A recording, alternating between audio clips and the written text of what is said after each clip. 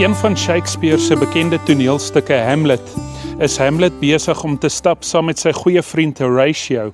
En hulle kom in hierdie kasteel, en wanneer hulle in hierdie kasteel kom, dan gewaar hulle 'n spook. Hulle sien 'n spook wat voor hulle verskyn.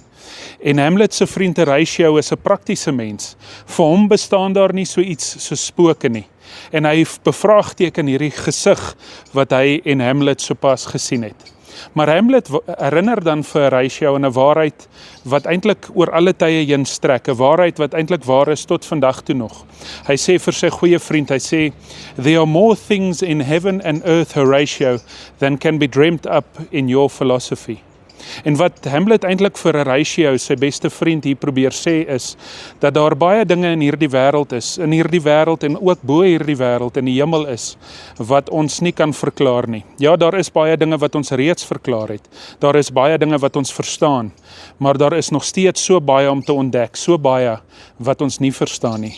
Eintlik is in hierdie verhaal, 'n moderne verhaal was, sou Hamlet vir Horatio gesê het, Horatio, onthou, elkeen van ons dra gekleurde lense, en ons kyk na die wêreld deur gekleurde lense, en die lens wat ons dra, beïnvloed die manier hoe ek en jy kyk. Nou selfs die manier hoe ek en jy na die Here kyk, word daardeur beïnvloed. Paulus sê vir ons so mooi in 1 Korintiërs 13 vers 12, dat wanneer ons kyk ons in 'n dowwe spieël. Ons ken net gedeeltelik en ons sien net gedeeltelik, maar eendag sal ons ten volle ken en ten volle sien. Op hierdie oomblik ken ons net gedeeltelik. Eendag sal ons ken soos die Here elkeen van ons ken. Dit is wat Paulus vir ons sê in 1 Korintiërs 13 vers 12. En wat Paulus hier doen is, hy gee ook erkenning vir die feit dat hierdie kant van die lewe is 'n lewe wat gekenmerk word deur mense wat gekleurde lense dra. Die kleurlense wat ons op ons oë het, is die vermoë of die manier hoe ons na die werklikheid rondom ons kyk. En dit is ook die manier hoe ek en jy na die Here kyk. Ons ken nie die Here ten volle nie. Ons ken maar die Here gedeeltelik. Ja, ons weet ietsie van sy liefde en ons het ietsie van hom gesien in Jesus Christus wat aan ons geopenbaar is. Uiteindelik het ons ietsie van sy liefde in Jesus Christus ervaar, elkeen van ons. Ons het verlossing geproe en ervaar in Jesus Christus. Maar as ek en jy sê dat ons die laaste moontlike woord oor die Here uitgespreek het, as ek en jy sê dat hierdie sinnetjie wat ons sopas gepraat het, die laaste moontlike sin is wat daar ooit oor die Here te sê kan wees, dan is ek en jy eintlik besig om nie te besef dat ons deur gekleurde lense na die Here kyk nie. Dan is ons eintlik besig om 'n afgod vir onsself te teken, want niemand van ons kan die Here in sy volheid en in sy grootheid begryp nie.